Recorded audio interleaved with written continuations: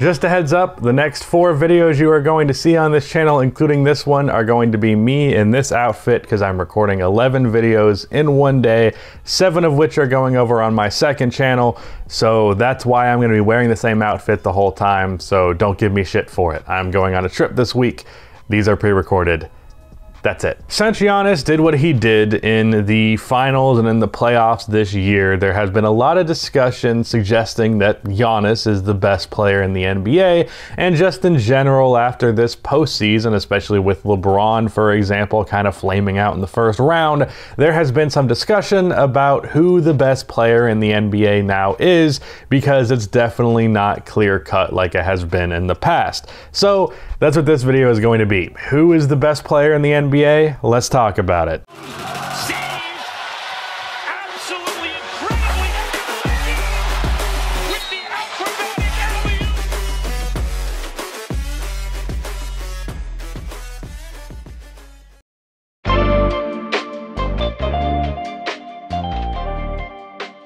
Before I continue on with this video, about half of the people that watch these videos are not subscribed, so if you fall into that 50%, then please subscribe. Also drop a like on this video, only takes 1 second and it makes a massive difference. I am trying to hit 200K subscribers on this channel by the end of the year. We are just 25K away now, so your subscription would be much appreciated. Now, as the resident Giannis stan, you might think going into this video that I'm clearing away saying that, oh yeah, Giannis is the best player in the NBA. But the thing about that is, I don't actually think that the finals and the playoffs that he had actually changed my perception of him like it did for many other people. And because of that, I'm almost pulled out of the moment to the point where I'm afraid that this is a situation where we are too caught up in the moment and it's preventing us from thinking clearly, like collectively. Like, this reminds me of 2019 after Kawhi Leonard had the playoff and finals run that he did. Pretty much everybody and their mother, including myself, was declaring Kawhi Leonard as the best player in the world. And I think we can all look at that now and say that was premature and very much biased by the moment. So I'm almost hesitant to give Giannis this title purely from that alone, because I don't want to be like too in the moment to the point where I'm not looking at this properly. Now, in this discussion, I've seen quite a few people present the best player in the NBA thing almost like a title that has to be earned or fought for, and it's something that is like ever changing just based on an achievement and not just who the better basketball player is.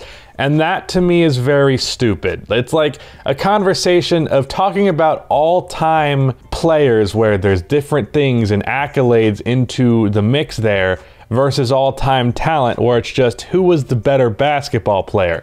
And it's fine to have that conversation in an all-time type of sense, but in terms of right now, the best player in the NBA, the best player in the world, it is as simple as who is the better basketball player? And Giannis doing what he did in the finals might have made it clear to you that he is, but who Giannis was previous isn't really different now. He just was that, and then he proved it on a larger scale. So my idea of Giannis hasn't really changed, and if yours did, it's because you probably weren't looking at him properly to begin with. So the point is, Giannis is not necessarily better than LeBron because Giannis had a great playoff run and LeBron didn't. That's the point I'm trying to make. The best player in the NBA is the player in the NBA who is the best at basketball. That's it. Nothing simpler. That's as far as it goes. It's not as though 2019 was Kawhi Leonard taking the title from LeBron and then LeBron took the title back in 2020. No, LeBron was the best basketball player in the league in 2019 as well. We were just dumb. I was just dumb. So there you go. That being said, I kind of hinted at this a second ago, but To me, my actual perception of Giannis is pretty much the same as it had always been, because I was already very high on Giannis. I was not one of these people that was very critical of him. If you look at my past, my track record on Giannis has been pretty fucking consistent. I have pretty much always been the guy who is defending Giannis, sometimes to a point where it was like, come on, you should be a little bit more critical of him. Like, even looking at it, I think I was a little bit too nice in the past to Giannis, but I also was confident that who Giannis proved himself to be in the finals was who he was. So because of that, I already thought as highly of Giannis as I do now months ago. That wasn't changed by what he did recently. So for me, I feel like a lot of people didn't think that highly of Giannis, or didn't think as highly as I did, and then they saw that run and then they changed their mind, and they're almost at a point where they're overcorrecting by saying he's clearly the best player in the NBA. And by the way, I think he's a perfectly valid pick for the best player in the NBA.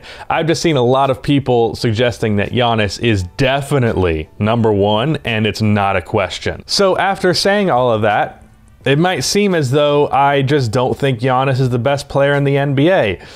But honestly, I don't have an answer to this question. I don't have an answer to what this video, what the title question is. I don't know. This probably isn't very satisfying content, but I really genuinely don't know who the best player in the NBA is, and that's kind of what I wanted to talk about. I think right now there is an argument to be made for like 8 players to be the best player in the NBA right now. And I'm not exaggerating. Like, I genuinely think the 8 names that I'm about to say have a case for the best player in the NBA. The case is a little bit stronger for others over the lower tier guys, but still, I think you can make an argument for any of these 8 names. Those 8 names are LeBron, Giannis, Kawhi, Steph, Kevin Durant, James Harden, Luka Doncic, and Nikola Jokic. I don't know why I started to say their full names halfway through, but there you go. So yeah, I think any of those players there have a case to be the best player in the league. Probably the worst among them is either Luka or Jokic, but I can see an argument for them being the best player here as well. Going down this list, when I watch the Brooklyn Nets, James Harden appears to be the best player to me when everybody's playing. He always seems like the most important player at the very least, and honestly, if you're the most important player, are you not the best player? So for that reason, I genuinely think he's better than Kevin Durant, and I don't think James Harden is the best player in the world, so I don't think Kevin Durant is either. That being said, there's a valid argument for both of them. I know that take will annoy people, by the way. I have always just been of the opinion that Durant is like a little bit overrated, and this year I think it got even further because his defense has fallen off, his playmaking was an issue. I just think that James Harden's ability to carry a team and be the leader of an amazing offense rather than being a one-man show is significantly better than Kevin Durant's. And I know Rudy is crying behind the camera because I'm giving James Harden praise, but I don't care. Luka Doncic can very often look like the best player in the NBA. Not saying that he always is, but if you tell me in certain moments that this is the best the league has to offer, I mean, there's a reason to believe that, especially what he was doing against the Clippers. It was like, this guy doesn't even make sense, and it's the best players in the league who don't make sense. Jokic, I don't think is mentioned enough in this conversation, especially being that he is the reigning MVP. It just seems people don't want to talk about him. He, in my mind, is the most important offensive player in the league. Not necessarily the best, but his function within the Nuggets offense is to be the Nuggets offense, which has been historically great for the last like 3 years. On top of that, now this year with him bumping up his scoring punch and his efficiency, he puts up ridiculous numbers on top of how impactful he is. The argument against him would obviously be defense, which is a rather large weakness. Even though he's not always bad, in certain situations he can be bad, like in that Phoenix series. But in general, I think he genuinely has an argument for the best player in the league. Kawhi, I have gone back and forth on. Average day Kawhi Leonard, absolutely, I don't think is the best player in the league. However, he has this mode that he can switch to, which is like, okay, this is the best player in the league. And I don't even mean just when he's like on fire. There's just some times where it seems like he decides that he cares. And whenever he does that, he is so much better than normal. And it makes it hard to actually gauge how good he is, because I've had takes before where it's like, actually, I think James Harden might be better than Kawhi. Or when the Clipper series was going down, I was like, actually, Luka might actually be better than Kawhi. But then Kawhi like flipped that switch and is like, okay, never mind, this is the best player in the world. And he's kind of inconsistent in that, and it makes it hard to judge with him. But if you think he's the best player in the world, I think that's a valid place to put him. Like, all 8 of these guys, I won't have like a strong visceral reaction if you say that they are the best player in the NBA. That's what's kind of the point that I'm trying to arrive to, is that I won't be like, what, you think he's the best player in the NBA? Like, all 8 of these guys, I wouldn't think that if you said it. That being said, for all of those guys, I think there's just like the tiniest tier above them, which is where I have the remaining names, which is Steph Curry, LeBron James, and Giannis Antetokounmpo. Now, huge sidebar. LeBron is a complete wild card at this point, because he absolutely did not perform at a top 5 level last year in the playoffs. He just wasn't quite that dude as he had been for the fucking 20 years previous, basically. The point is, did LeBron play like a top 5 player last year? No. But, and this is not even rational, I just outright refuse to say that LeBron is not in the conversation and towards the top of the conversation for the best player in the league, because I did that same shit in 2019, but then he was actually the best player in the league and I was wrong. So I need to see further evidence to prove that LeBron is no longer the best player in the league and no longer really in that conversation before I am saying it confidently, and even saying that he is not in the top 3 of this conversation. Now, I would not be surprised at all if next year LeBron was the worst player among these names that I've mentioned. But right now, I just don't have it in me to doubt him in that conversation, because I did it before and I was very wrong. Is that stubborn and potentially irrational? Yeah. Do I care? No. You won't catch me dead making the mistake twice.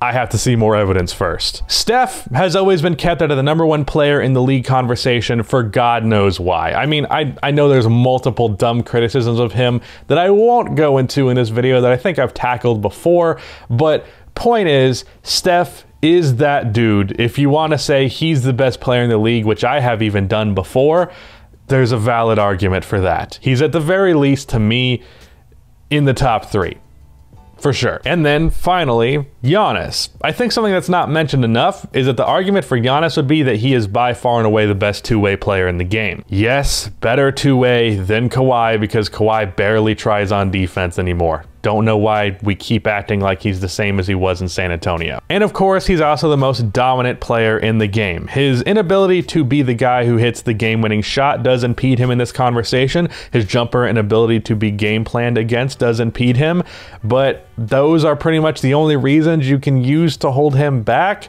Really, the only thing that I would say that holds Giannis back from being the best player in the NBA is that just they're simply players that are a little bit better.